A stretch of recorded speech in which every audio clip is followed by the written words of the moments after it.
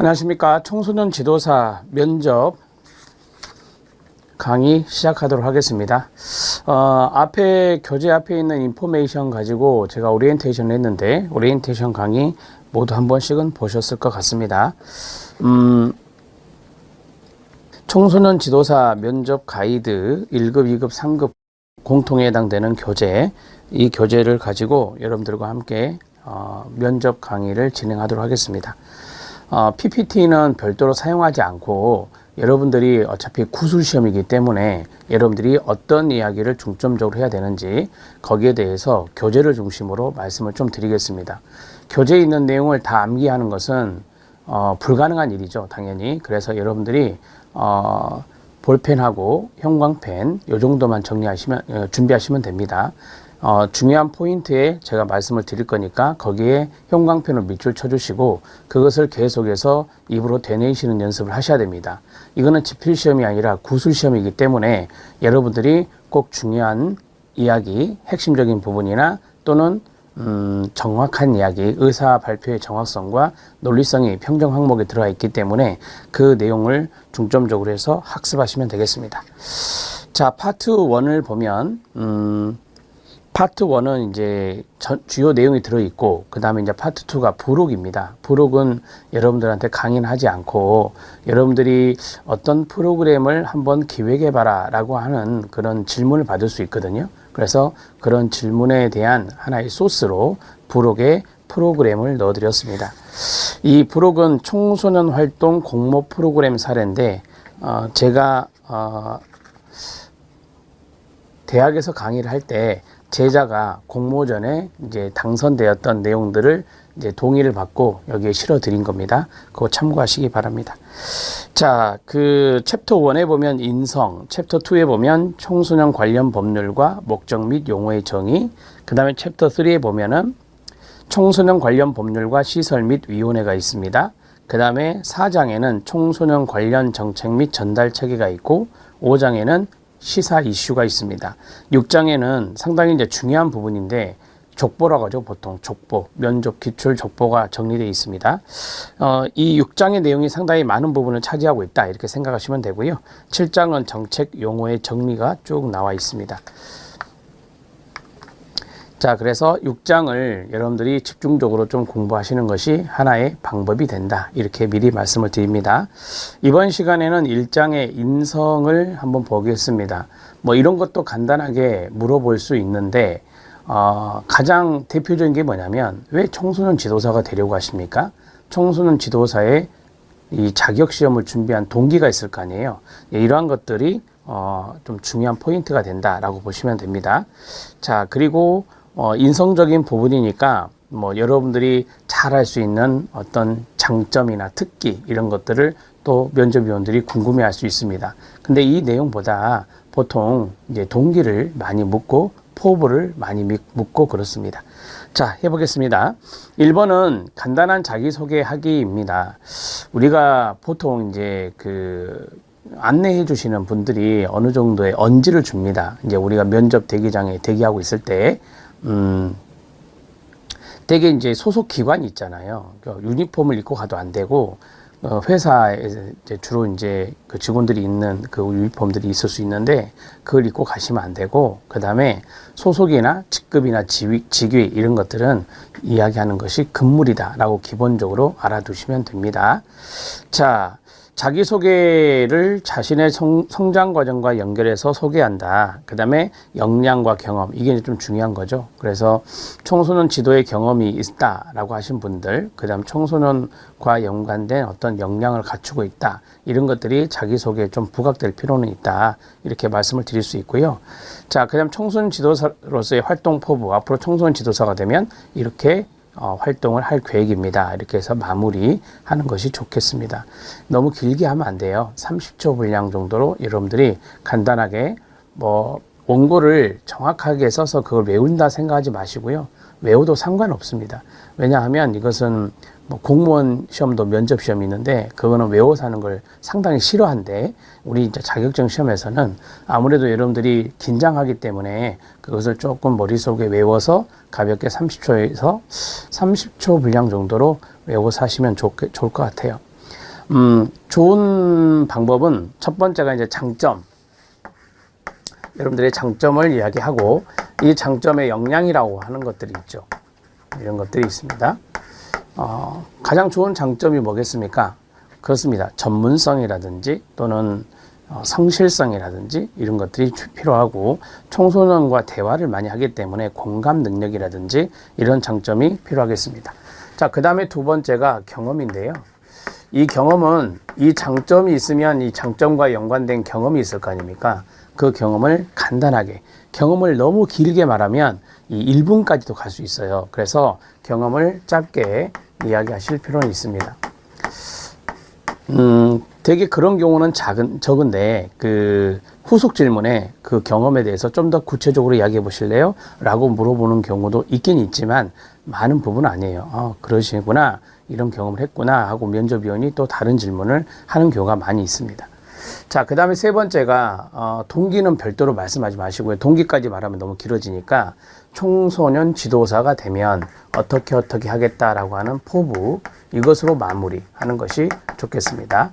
이렇게 해서 정리하시면 돼요. 자, 이런 스타일로 자기소개를 한 30초 분량으로 만들어 보는 것도 좋다. 여기 안에 이야기할 때 여러분들 소속 기관이라든지 직위, 직급 이런 것들을 이야기하시는 것은 좋지 않습니다. 근데 전공은 어느 정도 이야기해도 상관없어요. 근데 제가 거기에 전공은 언급하지 말 것 이렇게 써졌잖아요. 왜냐하면 면접위원들도 이제 사람인지라 약간의 편견이 있을 수 있거든요. 그래서 청소년 지도사와 관련 없는 다른 전공 이런 것들을 이야기하게 되면 왜 이런 전공인데 왜 이쪽으로 하시려고 하지? 그런 것들을 가질 수 있어요. 그래서 저도 이제 면접할 때 전공을 이야기는 했긴 했지만 전공에 대한 부분들을 가급적이면 언급하지 않는 것도 하나의 방법이 될 수 있습니다. 자, 그런데 이제 예를 들어서 청소년과 연관된 전공이다. 그러면은 이야기하시면 좋겠죠. 저는 뭐 청소년 교육학을 전공했습니다. 뭐 이런 식으로 이야기하는 것은 또 좋은 점이 될 수도 있습니다. 자, 그 다음에 2번은 청소년 분야와 관련된 실무 경험이 있다면입니다. 이 경력사항을 물어보는 것이죠. 실무 경험이라고 했으니까. 그래서 청소년 분야에 관련된 경력에 대해서 이야기하는데 마찬가지입니다. 이때 소속 기관이라든지 직위라든지 직급이라든지 그런 것들을 말씀하지 않는 것이 원칙이다. 이렇게 생각하시면 되겠습니다. 자, 그 다음에 자신의 청소년기 시절은 어땠는지라고 했는데, 여러분들마다 이제 청소년기가 다양하게 경험되었을 건데, 그런 부분들을 한번 여러분들이 생각해 보시면서 간단하게 말씀해 주시면 됩니다. 거기 보시면, 모범 답변에 보면, 청소년기에 힘들었던 것이라면 같은 시기에 사춘기를 맞았던 동생들의 일탈을 막는 것이었습니다. 아무래도 이제 자녀들이 본인이 청소년기일 때 동생들 사춘기를 맞을 수 있죠. 그럴 때 동생들의 일탈을 막는 것이었다. 그 다음 가정에 경제적인 어려움이 있었다. 그리고 현명하신 어머님의 가르침, 주위의 많은 이웃, 선생님의 도움으로 이런 것들을 좀 이겨내고 성실한 자세로 청소년기를 보낼 수 있었다. 이런 식으로 이제 간단하게 자신의 청소년기를 이야기하는 것이 좋습니다. 이야기 안 했으면 좋겠다라고 하는 방법은 뭐냐면 자신이 너무 방황하고 너무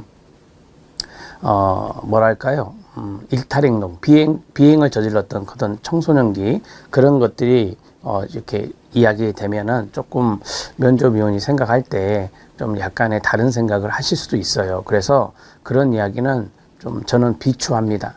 물론 이제 그것을 잘 극복해냈고 그것이 하나의 여러분들의 성장의 하나의 밑거름이 됐다라고 한다면 상관없는 이야기지만 그래도 청소년기 때 여러 가지의 일들과 경험이 있을 거 아니에요. 그런 것들을 한번 생각해 보면서 여러분들이 말씀하시면 좋겠습니다. 자, 그 다음에 네 번째는 청소년 지도사를 취득하고자 하는 계기는 뭐냐? 이게 일종의 뭐겠어요? 동기입니다. 자, 그 자리에다가 동기라고 쓰면 돼요. 이 자격을 취득하게 된 동기, 이것을 이야기하는 건데, 이것도 마찬가지 개별적으로 특별한 계기나 동기가 있을 거 아닙니까? 그런 것들을 한번 생각해 보시면 되는데, 자, 밑에 박스가 하나 있습니다. 그 박스를 먼저 보겠습니다. 현대 우리 사회 청소년들의 학업과 진로에 대한 고민을 잘 경청하고 자신의 정체성 확립을 위해서 노력하는 청소년들을 좀 돕고 싶다라고 했어요.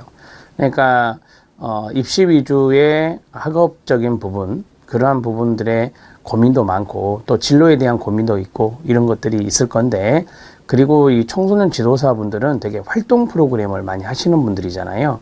그래서 청소년 지도사로서 이 스트레스, 청소년들의 스트레스 지수를 좀 낮추고, 그 다음에 좀 여러 가지 학업적인 부분 외에 다른 활동들, 뭐 자원봉사 활동이든 또는 수련적인 부분의 활동이든 여기에서 청소년들이 자신이 좀 이렇게 전문적인 활동 프로그램에 참여를 하고 거기에 건강하게 성장할 수 있도록 돕고 싶다. 그런 마음에서 청소년 지도사를 지원하게 됐다. 이런 식으로 이야기하시는 것이 상당히 좋은 이야기가 되겠죠. 제가 보냈던 청소년기를 생각하면서 전문적으로 적용하고 현 세대의 청소년들이 보다 더 행복한 청소년기를 보내고 그 다음에 개성을 잘 발휘하도록 돕는 그런 청소년의 좋은 동반자가 되고 싶어서 이런 자격을 취득하고자 합니다. 이런 식으로 마무리하시면 되죠. 제가 이제 그 면접 그 앞에 OT에서 말씀드렸는데 용두사미가 되면 안 돼요. 용두사미가 뭐냐면 앞에는 그럴싸하게 시작을 했는데 뒤에를 뭐랄까요? 흐릿하게 마무리하는 이러한 것들이 바로 용두사미예요. 그래서 일종의 이런 용두사미 답변은 좋지 않습니다. 그래서 마지막까지 딱 받치면서 이렇게 마무리를 잘 해주셔야 된다. 그렇게 꼭 말씀을 드리고요. 자, 위에 있는 내용은 이 위기 청소년의 문제가 돼도 된다. 이렇게 해서 여러 가지 이야기가 나오잖아요. 그래서 이런 위기 개입이 필요한데 많은 지역사회 자원을 연계하는 다중체계적 관점, 뭐 우리가 필수 연계기관이란 것도 있잖아요. 지역사회 청소년 통합 지원 체계라고 하는 것들이 있는데 이게 이제 다중체계 개입이거든요. 그래서 청소년의 안전 보장을 구축하는 제도가 마련되어 있는데 여기에 도움이 되고자 하는 마음으로 자격을 취득하려고 합니다. 라고 했어요. 자, 우리가 이제 청소년 지도사가 있고 청소년 상담사가 있잖아요. 되게 우리가 생각할 때 위쪽에 있는 모범 답변 같은 경우는 청소년 상담사 쪽으로 약간 좀 기울어요. 왜냐하면 상담사 분들이 되게 일반적으로 위기 개입을 하시고요. 그 다음에 다중체계적 관점에서 많이 활동을 하시거든요. 그래서 위쪽에 있는 것은 약간의 상담사 쪽으로 약간 짚고 그 다음에 밑에 있는 박스는 그렇습니다. 지도사 쪽으로 짚다라고 보시면 돼요. 청소년 지도사가 어떤 역할을 하는지, 청소년 지도사가 어떤 업무를 하는지 그런 것들을 한번 생각해 보면서 말씀하시는 것도 하나의 방법이 됩니다. 자, 5번입니다. 자신의 장점과 단점입니다. 첫 번째 보면은 인간을 존중하는 마음, 수용과 배려, 그리고 상대방에 대한 공감 능력이 장점입니다. 여러분들이 한번 장점의 키워드를 2개 정도는 써보세요. 2개 정도는. 만에 하나 여러분들이 청소 앞에서 2번에 보면 실무 경험이 있잖아요. 그러면 청소년 관련 분야 실무 경험이 있는 분들은 전문성을 넣는 게 좋아요. 전문성. 이게 또 청소년 지도사의 자질이기도 하거든요. 그래서 전문성을 넣는 게 좋고 만약에 경험이 없다 그러면 전문성을 넣을 수는 없잖아요. 그래서 그럴 때는 뭐 인간성 쪽으로 가는데 되게 공감 능력이라든지 여기서 나온 대로 수용과 배려심이라든지 성실성이라든지 이런 것들로 이야기하시면 좋겠습니다. 단점은 뭐냐라고 물어봤을 때는 단점은 매력적인 단점을 이야기하는 게 좀 필요하다라고 말씀을 많이 드렸어요. 거기 보면 꼼꼼하다라는 말이 있어요. 너무 꼼꼼한 것도 단점이면 단점이에요. 그런데 이제 왜 단점이냐? 너무 꼼꼼하다 보니까 의사결정이 좀 느릴 수 있잖아요. 그런 부분에서 단점이라고 이야기할 수 있는데 너무 꼼꼼하여 의사결정이 조금 늦어지는 경향이 있다는 것입니다. 이를 보완하기 위해 일의 우선순위를 정해서 처리하는 습관을 기르고 있습니다. 단점의 보완 노력을 어떻게 하고 있느냐까지 딱 들어가는 게 좋죠. 단점에서 딱 끝내지 마시고 이 단점을 보완하기 위해서 어떠한 노력을 하고 있습니다. 이렇게 하시면 돼요. 자, 되셨죠? 네. 한번 단점은 하나 정도만 생각하면 돼요. 2개까지 갈 필요 없고, 되게 장점은 2개 정도까지 말씀하시고, 단점은 하나 정도만 말씀하셔도 됩니다.